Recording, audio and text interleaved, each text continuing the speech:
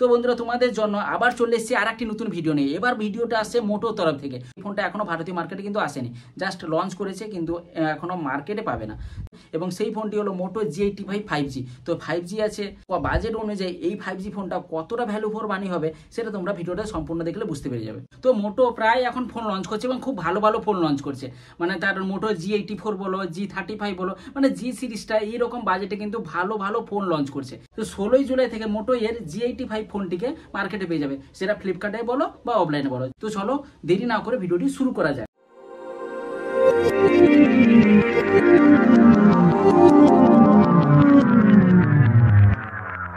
প্রথমে যেটা লুক, ফোনটির কালার গুলো কিন্তু দারুণ, মানে ফোনটি যে তিনটা কালারে পেয়ে যাবে, একটা ব্লু, একটা গ্রে আর একটা হচ্ছে হালকা গ্রিন যেটাকে বলে, সেই কালারটাও দারুণ, মানে ইউনিক কালার। মোটো কিন্তু এই কালারের দিক থেকে একটু ভাইব্রেন্ট কালার রাখে এবং দারুণ লাগে ফোনটিকে। মোটোর হ্যান্ড ফিলও দারুণ, ফোনটা ধরলেই বুঝতে পারবে যেন কোনো প্রিমিয়াম ফোন হাতে ধরে আছো। তো কালারের সাথে সাথে হ্যান্ড ফিলটা কিন্তু মোটো সবসময় জন্য নজর রাখে। ফোনটি ভেগান লেদারের ফিনিশ আছে, তাই গ্রিপটাও দারুণ লাগবে। আর সামনে গরিলা গ্লাস 5 এর প্রোটেকশন আছে, তাই হঠাৎ হাত থেকে পড়ে গেলে এবং বা কোনো জায়গা থেকে পকেট থেকে পড়ে গেলেও হালকা প্রোটেকশন তো পেয়ে যাবে। এবার বলবো ডিসপ্লে নিয়ে। তো এই ফোনের সাইড বেজেল গুলো জাস্ট কম, যেহেতু কার্ভ ডিসপ্লে আছে, মানে 3D কার্ভ ডিসপ্লে এই ফোনটিতে দেখা যাবে।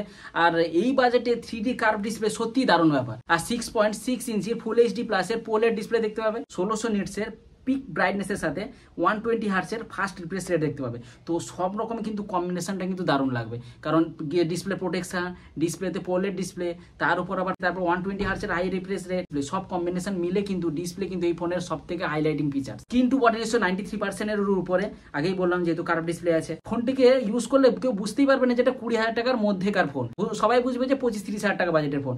তো বাজেট যেহেতু বলছি তাই ফোনটির ভেরিয়েন্ট গুলোও বলে নিই। তো এই ফোনটিতে দুটি ভেরিয়েন্টে পাওয়া যাবে, একটা হচ্ছে 8GB র্যাম 128GB স্টোরেজ, যার দাম হচ্ছে 18,000 টাকা। আর একটা হচ্ছে 12GB র্যাম 256GB স্টোরেজ, যার দাম হচ্ছে 20,000 টাকা। আমি সাজেস্ট করবো জাস্ট 2,000 টাকা বাড়িয়ে তোমরা হায়ার ভেরিয়েন্টটা নাও, মানে 12GB 256GB ভেরিয়েন্টটা নাও, তো সেটা তোমাদের ক্ষেত্রে বেস্ট অপশন হবে। তো আর এই ফোনটিতে স্পেসিফিকেশনে মানে প্রসেসরে দেখবো স্ন্যাপড্রাগনের 6S Gen 3 এর প্রসেসর, এটা 6 ন্যানোমিটার বেস্ট প্রসেসর। আর এই প্রসেসরটা তোমরা স্ন্যাপড্রাগনের যে 695 এর প্রসেসর আছে তার আপগ্রেড ভার্সন বলতে পারো। আর এই ফোনটিতে LPDDR4X এর র্যাম টাইপ এবং UFS 2.2 এর স্টোরেজ টাইপ দেখতে পাবে। আর ফোনটিতে 5000 mAh এর ব্যাটারি আছে 33 ওয়াটের ফাস্ট চার্জিং এর সাথে। ফোনটি কিন্তু গেমিং ফোন নয়, তাও 40 FPS পর্যন্ত স্মুথ গেমিং করতে পারবে, তবে 60 FPS এ ততটা স্মুথ গেমিং পাবে না। আর এই ফোনটিতে হ্যালো UI দেখা যাবে, যেটা নতুন, মোটোর কিন্তু নতুন UI এটা। তো এটাতে Android 14 এর আপডেট আছে, হ্যালো UI এর OS আছে। তো কম্বিনেশন ঠিকই আছে, 2 বছরের মেজর আপডেট এবং 4 বছরের সিকিউরিটি আপডেট পাবে। তবে মোটোরোলা আপডেটের দিক থেকে একটু কিন্তু স্লো হয়, তো মোটোরোলা কোম্পানি যদি আপডেটের দিক থেকে একটু ফাস্ট হতো তাহলে আরো দারুণ লাগতো। মোটোরোলা OS এ তো অনেক অ্যাডিশনাল ফিচার্সও দেখতে পাবে, তো এই ফোনটিতেও নতুন কিছু নেই, সেই অ্যাডিশনাল ফিচার্সগুলো এই ফোনটিতেও দেখতে পাবে।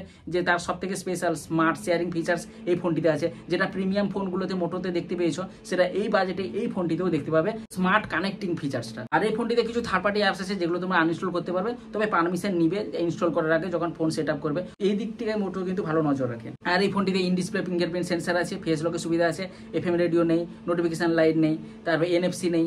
আর এই ফোনটিতে IP52 এর সার্টিফিকেশন আছে, মানে হালকা ওয়াটার রেসিস্ট্যান্স বলতে পারো। আর মাল্টিমিডিয়া এই ফোনটা কিন্তু দারুণ, যেহেতু বলেছি 3D পোলের ডিসপ্লে আছে, তাই মাল্টিমিডিয়া এক্সপিরিয়েন্স কিন্তু ভালো। ভিডিও ভিউইং অ্যাঙ্গেলটা সব দিক থেকে কিন্তু কালারফুল লাগবে এবং কালারগুলো পাঞ্চি লাগবে, বেশ ভালো লাগবে। আর অডিওতে ডলবি অ্যাটমসের সাপোর্ট আছে, তাই অডিও কোয়ালিটিও দারুণ পাবে। তো মাল্টিমিডিয়া এক্সপিরিয়েন্স কিন্তু এই ফোনটিতে নিরাশ হবে না। আর এই ফোনটিতে ক্যামেরা গেলে দেখতে পেলো এই বাজেটে, মানে 20,000 টাকার নিচের বাজেটে সোনির সেন্সার আছে, সোনির লাইট 600 সেন্সার আছে 50 মেগাপিক্সেল, মানে তার মেন ক্যামেরাটিতে। আর একটা ক্যামেরা আছে 8 মেগাপিক্সেল আল্ট্রাওয়াইড সেন্সার। মোট ব্যাকে দুটো ক্যামেরা দেখতে হবে, একটা 50 মেগাপিক্সেল, একটা 8 মেগাপিক্সেল। আর সেলফিতে 32 মেগাপিক্সেলের সেলফি ক্যামেরা আছে। তবে এই ফোনটিতে ক্যামেরা মোটামুটি মোটরোলার ফোনে যেরকম হয় নর্মাল ক্যামেরা, তত বেশি স্ট্রং না, তত বেশি এবং খারাপও নয়, এভারেজ ক্যামেরা পাবে। বাজেট অনুযায়ী ক্যামেরা ফিচার্স কিন্তু ভালো আছে, বিশেষ করে সেলফিটা এর ব্যাক ক্যামেরা থেকে বেস্ট ফিচার্স দিবে।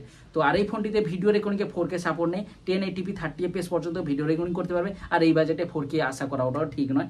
আগেই বলেছি এই ফোনটির স্পেশাল ফিচার্স যদি বলতে পারো বা হাইলাইটিং ফিচার্স যদি বলতে পারো, তার হচ্ছে লুকটা এবং ডিসপ্লেটা, আর বাকি ঠিকই আছে। এই বাজেটে মোটোর তরফ থেকে যদি কোনো ফোন নিতে চাও তাহলে বেস্ট আছে। তো হায়ার ভেরিয়েন্টটা তোমরা চেক আউট করে নেবে, 16 তারিখ থেকে মার্কেটে পেয়ে যাবে। আর কমেন্ট বক্সে জানিও এই ফোনটির ইনফরমেশনটা তোমার কেমন লাগলো এবং ফোনটি বা কেমন লাগলো। আর এই চ্যানেলে পরবর্তী আপডেটগুলো দেখার জন্য অবশ্যই চ্যানেলটিকে সাবস্ক্রাইব করে পাশের বেল আইকনটাকে প্রেস করে রাখবে। দেখা হবে তাহলে নেক্সট ভিডিওতে। সবাই ভালো থাকবে, খুশি থাকবে, টাটা।